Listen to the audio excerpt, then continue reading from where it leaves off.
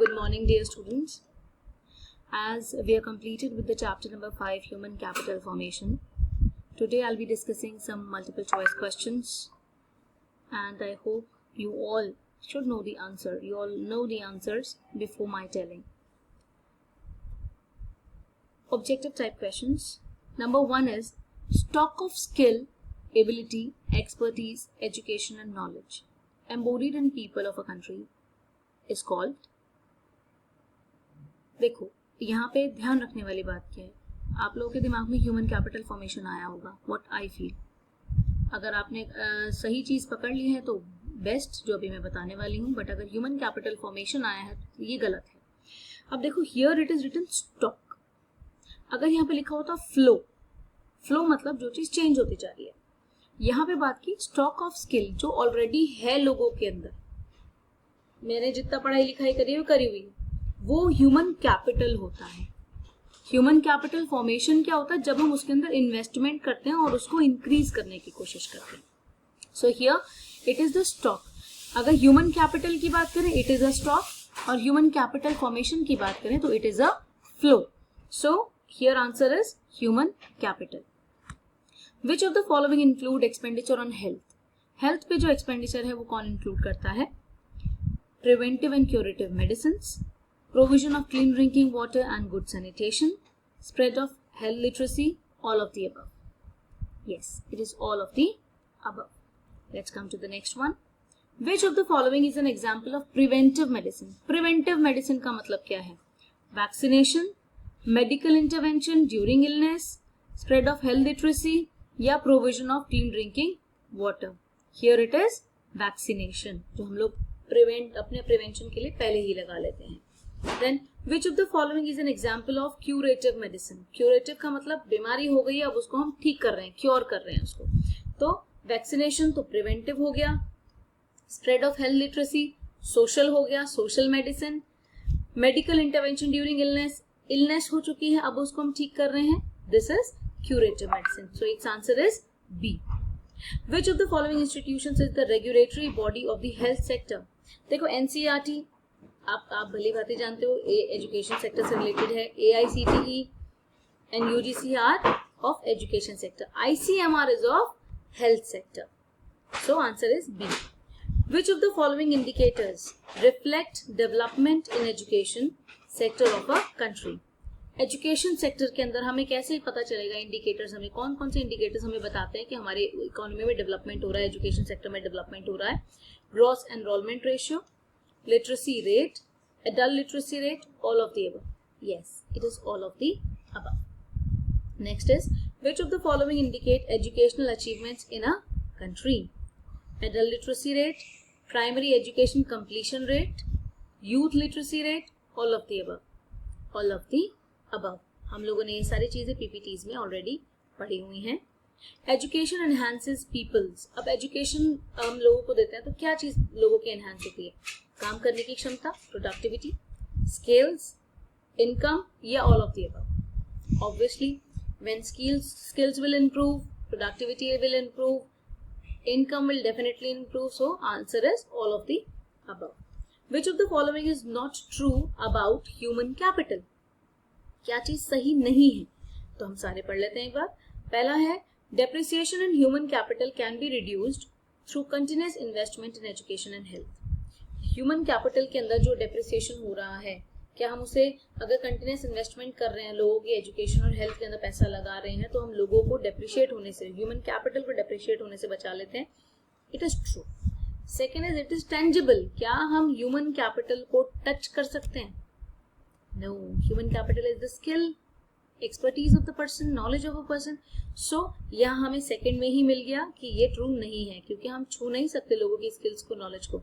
So it is false. तो B1 is correct answer here because here they are asking not true, जो सही नहीं है. तो पहला वाला तो सही है कि ह्यूमन कैपिटल यही होता है.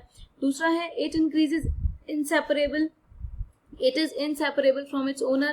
ओनर से आप उसकी स्किल्स को, नॉलेज को नहीं निकाल सकते, ये भी सही दिख रहा है.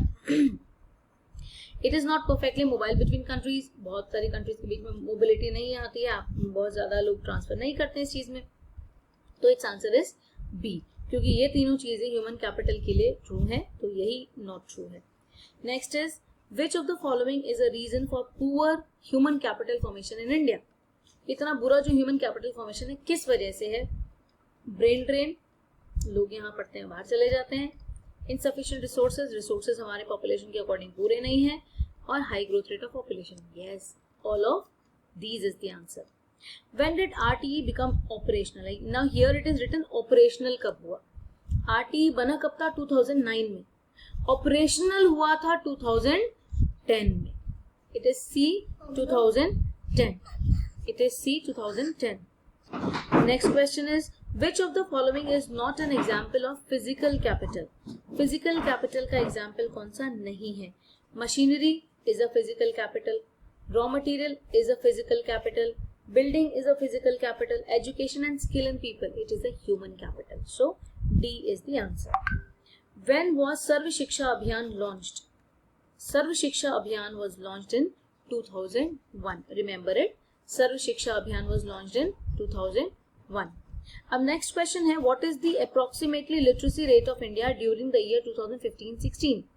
2015-16 में approximately literacy rate कितना था इंडिया का? It was 76%. It's B, 76%. Next is what percentage of GDP, कितना परसेंट हम अपनी GDP का एजुकेशन पे लगा रहे हैं ड्यूरिंग द ईयर 2011-12? GDP का हम कितना परसेंट लगा रहे हैं? 4%. प्रेस्क्राइब्ड कितना हो रखा है? 6%. तो अभी हम लगा कितना रहे हैं? 4%. A is the correct answer.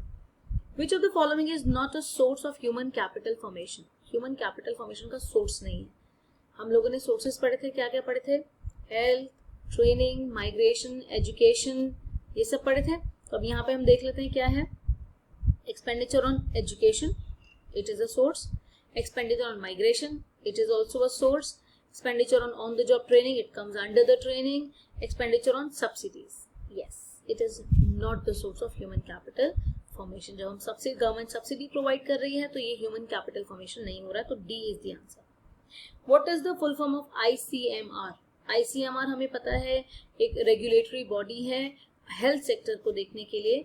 ICMR की फुल फॉर्म हम लोगों ने PPTs में भी पढ़ी है, तो यहाँ है Indian council for medical research, क्योंकि ये जो हमारी बॉडी है ये हेल्थ सेक्टर को देखती है। Indian council for medical research. I hope it is clear to you. Now here we are left with only 4 questions. Which of the following is the reason for low human capital formation in India? हमारी human capital formation इतनी low क्यों है? Number A is brain drain. Definitely it is the reason, क्योंकि लोग यहाँ से चले जाते हैं, इसलिए यहाँ पे human capital formation नहीं हो पाता. Low academic standards. Yes, it is also the reason, because our academic standards are only degree oriented, not job oriented. Third is rising population. Definitely it is also because high growth rate of population, we are unable to cover all the population, we are unable to give health facilities and education facilities to all the people.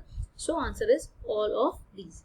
Next is which of the following organizations design text material up to the senior secondary level in India? Senior secondary means up to class 12. अब आप बताओ कौन design करता है? UGC university level का हो गया। CBSE वो बोर्ड है जो सीनियर सेकेंडरी का एग्जाम वगैरह ये सारी चीजें कंडक्ट करता है। AICT technical education, management education को देखता है। NCERT जो है ये काउंसिल है जो हमारे जो टेक्स्ट मटेरियल जो हम लोगों ने पढ़ना है उसको हम कहते हैं ना NCERT की बुक्स पढ़ो। NCERT हमारा टेक्स्ट मटेरियल जो है सीनियर सेकेंडरी तक तैयार करता है, डिजाइन करता है। सो its answer is NCERT। Now Dash is responsible for setting up rules and regulations for technical education. अभी मैंने ऊपर भी बताया टेक्निकल एजुकेशन के लिए कौन है? AICTE। Next last question is human capital formation leads to, क्या होता है ह्यूमन कैपिटल फॉर्मेशन से? Number 1 efficient utilisation of physical capital, हम मशीनों को बहुत अच्छे से यूज करना शुरू कर देते हैं, it is true. Next is increase in the income generation capacity of an individual. Obviously अगर ह्यूमन कैपिटल बढ़ेगी, स्किल्स बढ़ेगी, एजुकेशन बढ़ेगी, नॉलेज बढ़ेगी, उसकी इनकम भी बढ़ेगी। Third is increasing GDP growth. Definitely जब इनकम बढ़ेगी, लोगों की स्किल्स बढ़ेगी, प्रोडक्टिविटी बढ़ेगी, प्रोडक्शन बढ़ेगा, हमारा GDP भी इंक्रीज होगा। सो its answer is all of these. So that's all for today. I hope you understand all these questions. If there is any doubt, you can go through this video once again or else ask from me on WhatsApp. God bless you.